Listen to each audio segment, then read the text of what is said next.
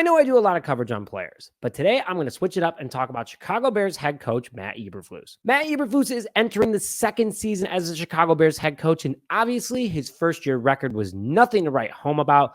But as fans and honestly the NFL, we all know this team is capable of much more thanks to Coach Flus. The Bears ended the 2022-2023 NFL season at 3-14 after starting the season 2-1. Bears lost 13 of their last 14 and on a 10-game losing streak, but this Bears team is much better than last year with an overall different culture and potential standpoint of anything on the field that they've put on in the last 3 seasons. And I think a lot of it has to do with how Matt Eberflus has run the show and what he can really do with this team. Hello, everyone. Welcome back to this episode of Just Another Year Chicago. My name is Nick Brody. Thank you as always for tuning in. Matt Eberflus's first head coach gig in the NFL has truly changed how this culture works, and it is exactly what this franchise has needed, considering every season really since 2006 has been big names brought to Chicago, bandaged together and hoping for the best. And sure, it worked out twice. This team in every level is on the rise. Tons of talent, very young as well,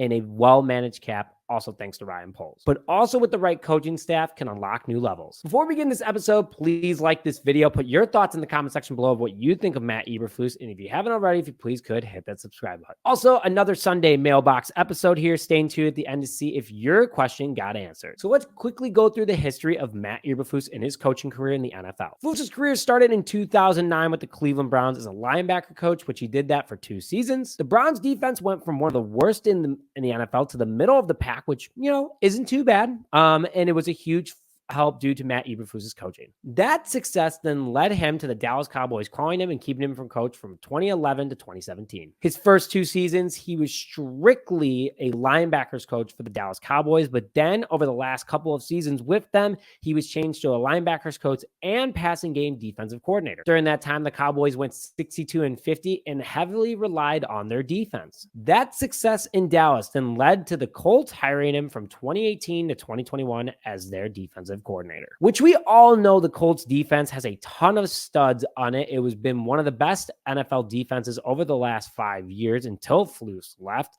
And he created guys like linebacker Darius Leonard, defensive tackle DeForest Buckner, quarterback Kenny Moore, and many more of Indiana's defensive stars. His defensive ranking, as it showed on paper, might not be the best, but you have to consider all the things that their offense was not that great for a while, especially after Andrew Luck left. So that defense was on the field a ton, and they still were fantastic. 2018, they were ranked 11th. 2019, they were ranked 18th.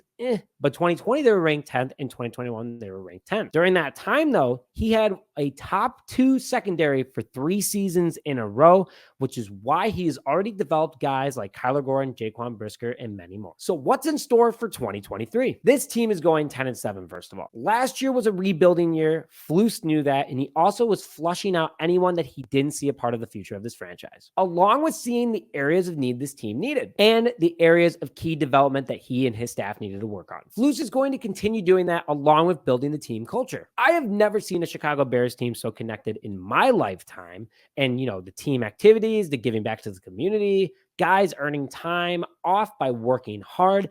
And also, these guys want to play for the Chicago Bears because they want to play for Coach Eberflus. He's not a flashy coach. He doesn't let everyone know he's the biggest man in the room, but everyone respects this guy, and that is key in this league. And also, he's a great leader because he trusts his staff. As fans, we point the finger at Luke Getsy. We pointed at Alan Williams. We pointed at Chris Morgan. But guess what? Flus always says, give me the heat. That's on me. Someone named Matt Nagy didn't do that very often. Flus is a defensive guy. We all know that, which is good for Justin Fields. Flus thinks from the other side of the ball of what it takes to make a quarterback struggle, especially with Justin Fields' ability, which in practice and in overall playbooks and anything like that, Flus is able to have an influence on his development and help him work on those areas of key development that other coaches might not be able to do for their quarterbacks, making him better overall in the long run. Flus really does trust his staff. I really respect that. We all saw flashes of how good the offense and defense can be, especially last season, and I cannot wait for this season to start. So, speaking of Flus's success with the secondary,